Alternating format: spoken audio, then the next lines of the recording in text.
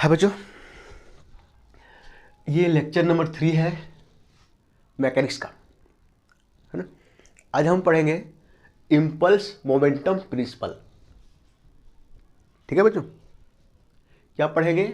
Impulse momentum principle. ठीक है बच्चों।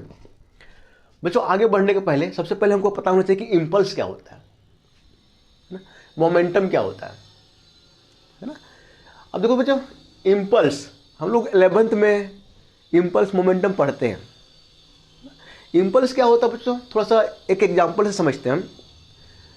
देखो क्रिकेट के मैदान में क्या होता है, एक बैट्समैन होता है ना। वो क्या करता है, बॉल को मारता है ना, बॉल को हिट करता है। बच्चों जिस समय बॉल को हिट करता है ना, तो बॉल जो है बल्ले में लगने से पहले और लगने के बाद बॉल की जो वेलोसिटी है बल्ले में लगने के पहले और लगने के बाद डिफरेंट होती है ना। और जिस समय बॉल बल्ले में होता है एक लार्ज फोर्स बॉल में लगता है। कौन लगाता है? वो बैट जो है एक लार्ज फोर्स लगाता है जिसमें बॉल में, ठीक है।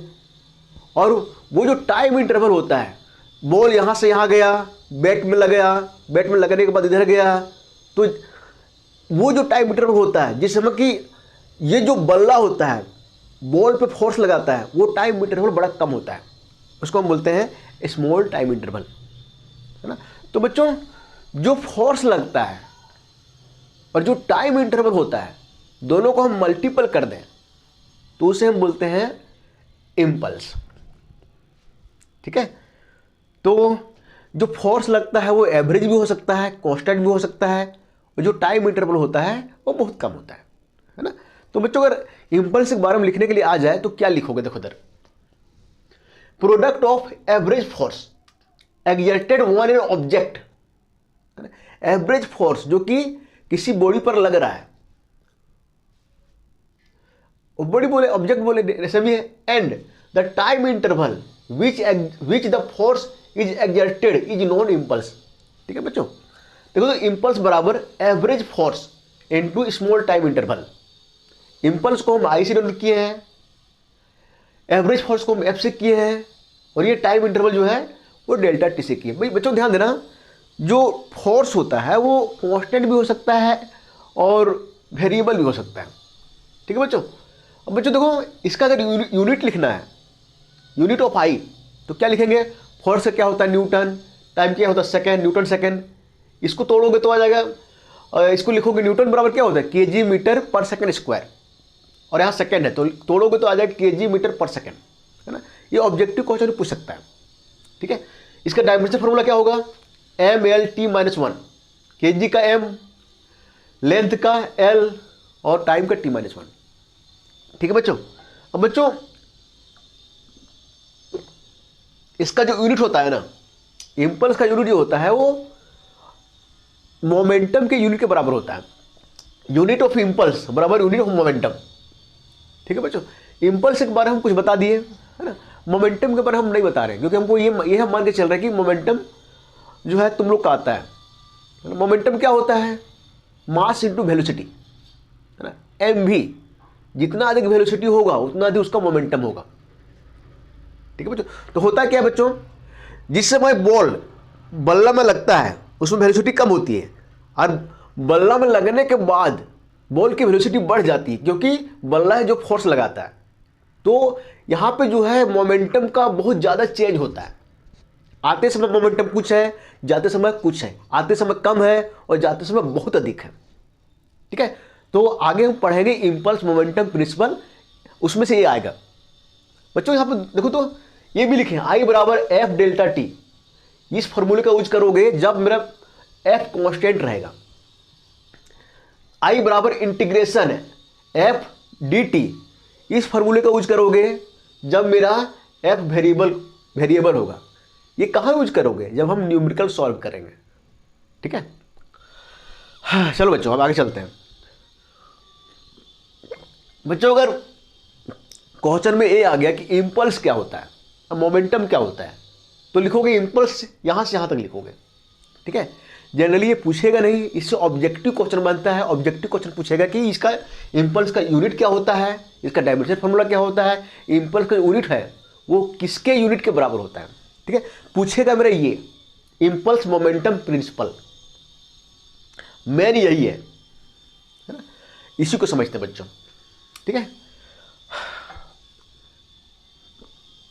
देखो ये प्रिंसिपल ये कहता है, देखो यहाँ पे एक बॉडी दिखाए है ना, 3 फोर्स है, 1 2 3, F1 F2 F3 है ना, और रिजल्टेंट फोर्स इधर है, ये इधर से इधर जा रहा है ना।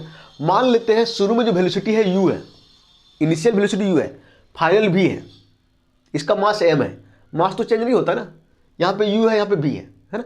यहाँ से यहाँ तक गया उसमें जो टाइम इंटरवल लगा वो डेल्टा टी मान लेते हैं ना, वही लिखे हैं where u initial velocity, v final velocity, delta T small time interval, impulse. अब देखो इसका स्टेटमेंट ऐसे कर दोगे, impulse of force is equal to, impulse किसके द्वारा लगता है, फोर्स के द्वारा ना, impulse of force is equal to change in momentum of the body. जो इंपल्स ऑफ फोर्स है, जो इंपल्स है वो बराबर होता है चेंज इन मोमेंटम के बराबर। यहां पे मोमेंटम कितना है mu, यहां पे कितना है mv, चेंज इन मोमेंटम क्या हो गया mv माइनस mu, है ना। तो impulse of force is equal to change in momentum, यही है मेरा इंपल्स मोमेंटम प्रिंसिपल, ठीक है बच्चों। ये F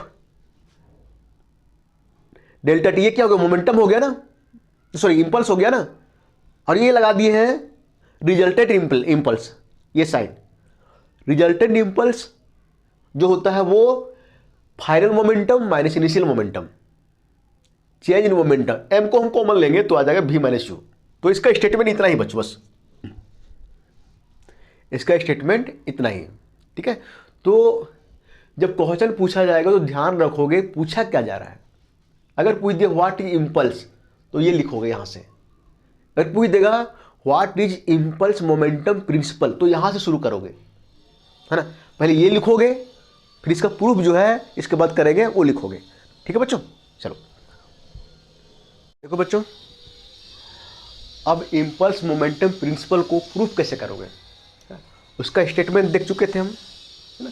अब प्रूफ, है ना, प्रूफ में क्या लिखोगे, from Newton second law, Newton के सेकेंड लॉ से हम क्या जानते हैं, जो रिजल्टेंट फोर्स होता है वो ma के बराबर होता है ना, ये तो हम लोग को पता है ना।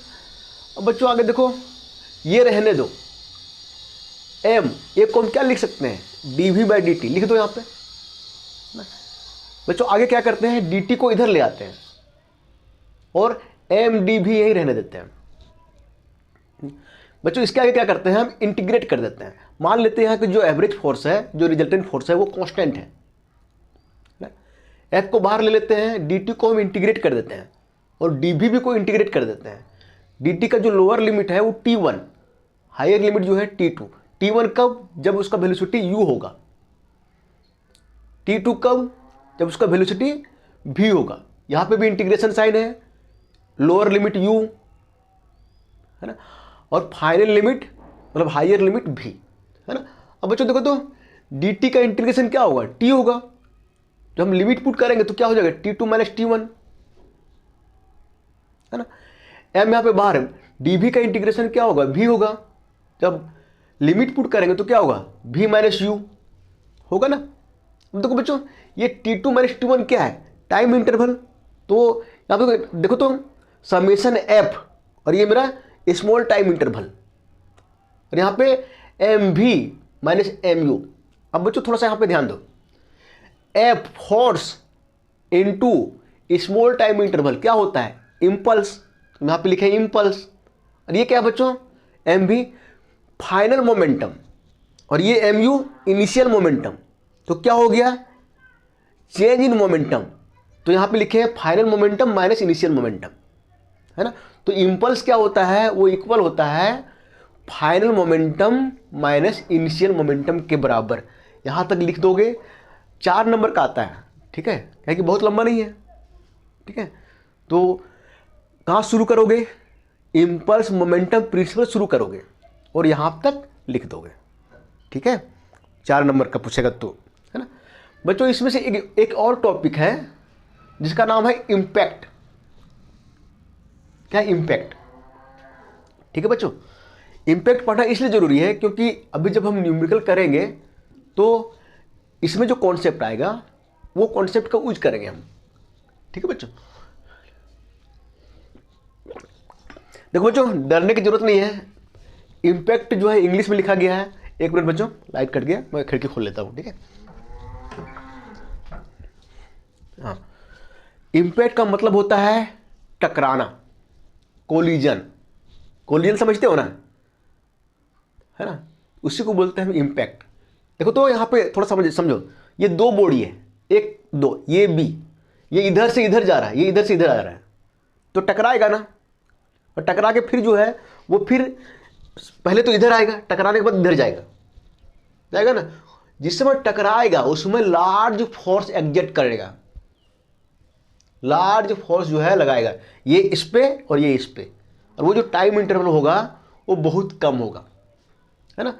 तो 2 बॉडी का इसका कोलिजन, 2 बॉडीज का कोलिजन जिसमें से लार्ज फोर्स एग्जर्ट करे छोटे से समय में, तो वो कोलिजन को हम बोलते हैं इम्पैक्ट। क्या बोलते हैं? इम्पैक्ट। यहां पे ये collision of 2 bodies during a small time of in interval, है ना, एक छोटे से इंटरवल में 2 बॉडी का collision and during which colliding bodies exert relatively larger force. और उस समय जो है एक लार्जर फोर्स जो है वो एक दूसरे पे अप्लाई करता है, लगता है, one each other is non impact, है ना। तो इसको बोलते हैं, क्या बोलते हैं? इम्पैक्ट। सीधी सीधी बच्चों ध्यान में रख लो, इम्पैक्ट मतलब होता है कोलिजन, ऐसा कोलिजन जो बहुत तेज से हो रहा है और बहुत कम समय में हो रहा है, ठीक है। देखो बच्चों, कोलिजन देखो, एक ये है, ये इधर आ रहा है, इधर जा रहा है, तो कोलिजन के बाद क्या होगा? दोनों सेपरेट होगा, है ना। और जिसमें कोलिजन होगा उसमें लार्ज फोर्स ये इस पे अप्लाई करेगा और ये इस पे करेगा, है ना। बच्चों जरूरी थोड़ी है कि दोनों जो है बॉडी इधर ही आए, ऐसा भी तो हो सकता है ये बी ये इधर जा रहा है और ये भी इधर जा रहा है, दोनों का डायरेक्शन सेम है ना, लेकिन इसका वेलोसिटी जो है वो ज़्यादा है, इसका कम है, तो एक समय के बाद टकराएगा ना, है ना।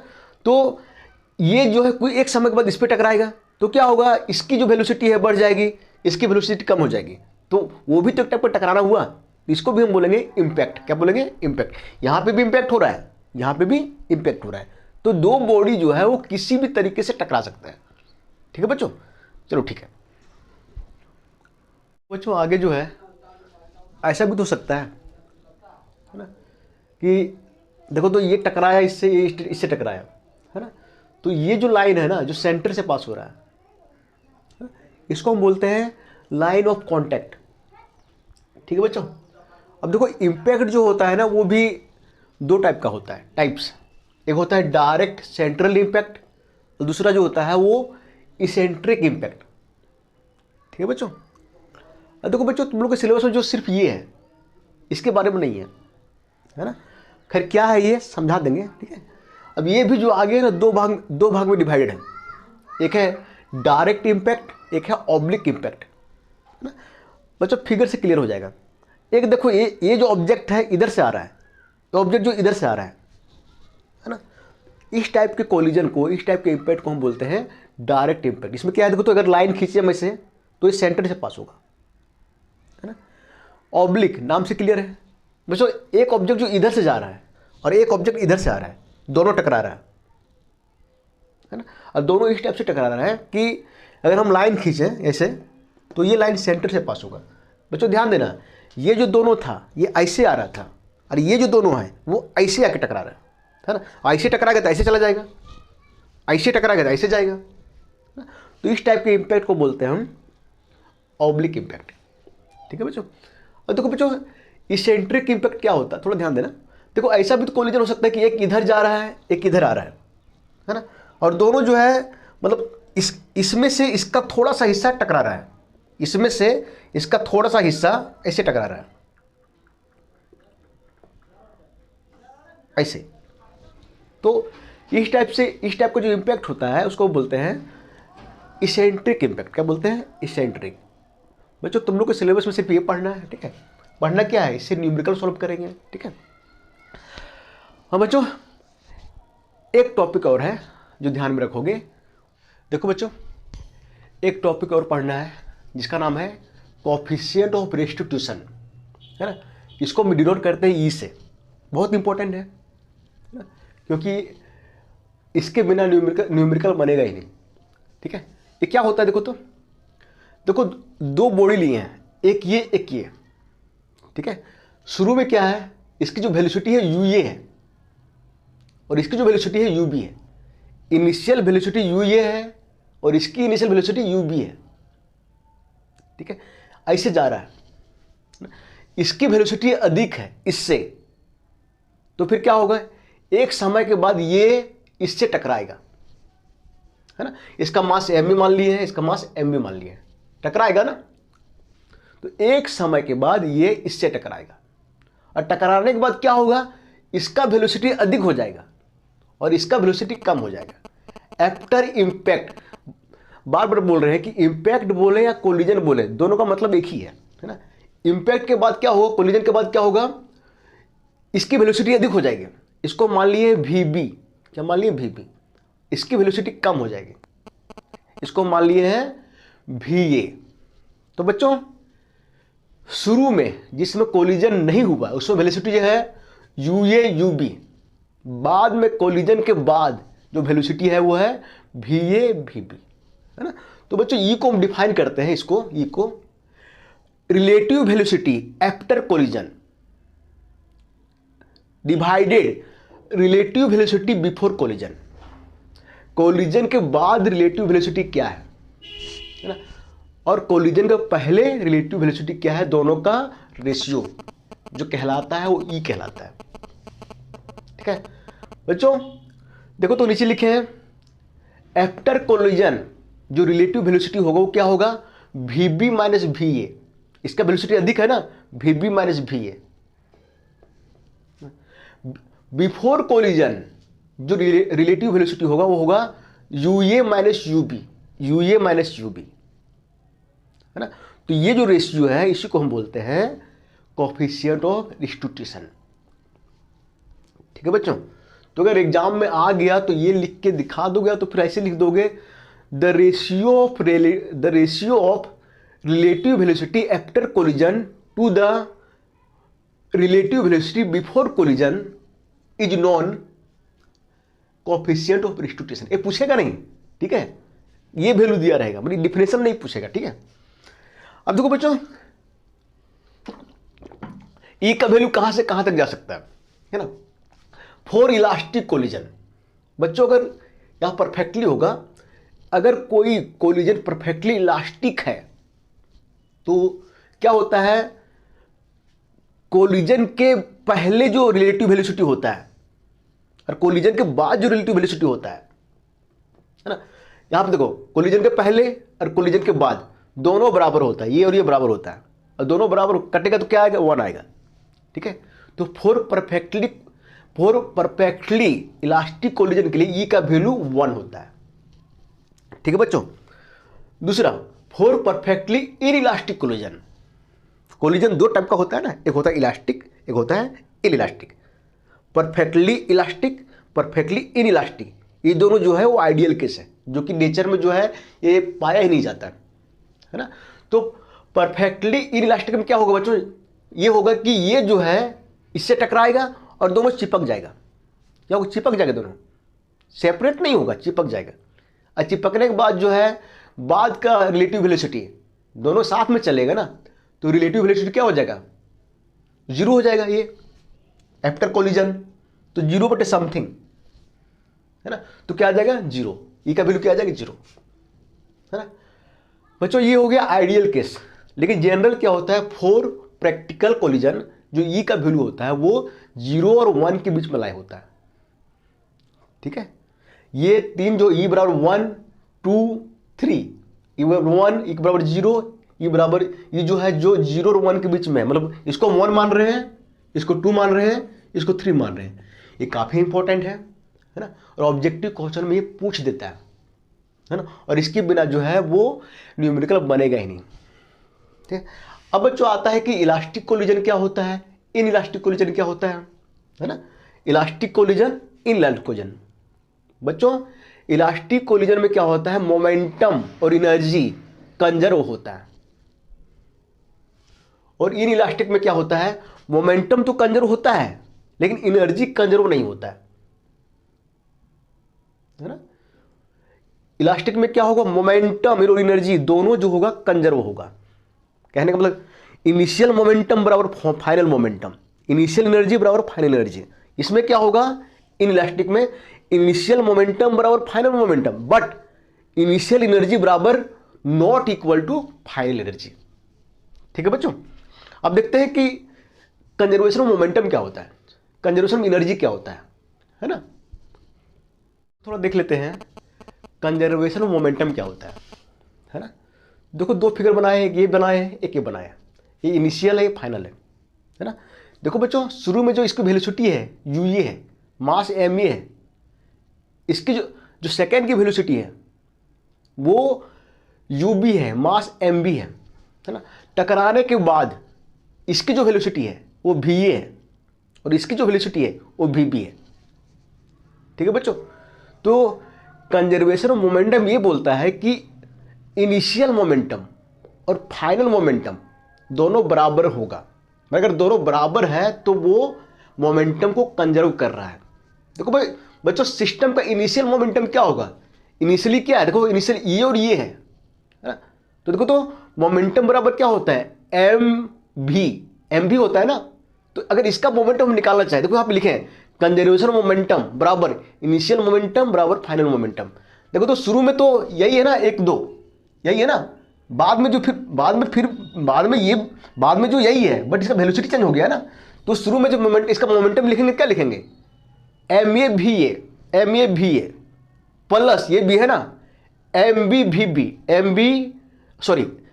ए यू ए है ना, plus M B U B है ना। ये हो गया मेरे इनिशियल मोमेंटम बराबर फाइनल मोमेंटम क्या होगा बच्चों, देखो एम ए भी ए प्लस एम बी भी बी है ना। तो अगर ये और ये बराबर है तो हम बोलेंगे कि जो मोमेंटम है वो कंजर्व है। क्या है, कंजर्व है। ठीक है बच्चों, अब देखो बच्चों कंजर्वेशन ऑफ एनर्जी क्या होता है ना। तो कोलिजन के केस में क्या होता है, इनिशियल काइनेटिक एनर्जी बराबर अगर फाइनल काइनेटिक एनर्जी है तो हम बोलेंगे कि एनर्जी यहाँ पे काइनेटिक एनर्जी जो है कंजर्व रह रहा है। ठीक है बच्चों, देखो तो इनिशियल क्या होगा, इनिशियल काइनेटिक एनर्जी इसका क्या होगा 1/2 ma/u² क्या होता है 1/2 mv² होता है ना, 1/2 ma/u² प्लस 1/2 mv/u² बराबर फाइनल ये है ना बराबर 1/2 ma/va² प्लस 1/2 mv/v² है ना। अगर ये दोनों बराबर है तो हम बोलेंगे कि जो काइनेटिक एनर्जी है वो कंजर्व है। बच्चों टोटल जो एनर्जी होता है ना वो हमेशा कंजर्व ही रहता है ना। अब देखो दो टाइप का कोलिजन होता है, एक होता है इलास्टिक, एक होता है नॉन इलास्टिक। इलास्टिक में क्या होता है, ये भी कंजर्व रहेगा और ये भी कंजर्व रहेगा। इन इलास्टिक में क्या होता है, ये कंजर्व रहेगा बट ये नहीं रहेगा। ठीक है, कहने का मतलब है कि शुरू में अगर इसके पास 10 जूल एनर्जी है, 10 जूल इसके पास, तो बाद में अगर हम निकालेंगे इन इलास्टिक में बाद में निकालेंगे इसका एनर्जी तो हो सकता है कि वो आ जाए 9 जूल।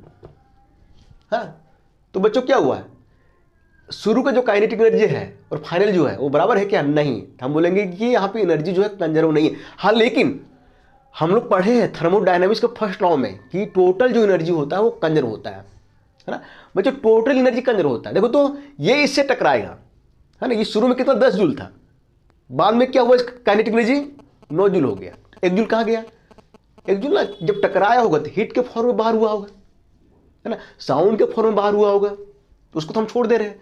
हम सिर्फ यहाँ पे बात कर रहे हैं काइनेटिक एनर्जी का है ना। टोटल एनर्जी जो होता है हमेशा क्या होता है, कंजर्व होता है। इस बात का हमेशा ध्यान रखोगे, थर्मोडायनेमिक्स का फर्स्ट लॉ। ठीक है बच्चों, देखो ये लेक्चर यहाँ पे खत्म होता है और इसके बाद हम 4-5 ठो क्वेश्चन करेंगे, है ना बच्चों। क्वेश्चन को ध्यान से समझोगे और इस लेक्चर को जो एक बार नहीं 2 बार देखोगे, 3 बार देखोगे, कोई भी दिक्कत होता है तो क्लास में पूछ लोगे, अदर हम बैठे रहते हो पूछ लोगे, ठीक है। ओके।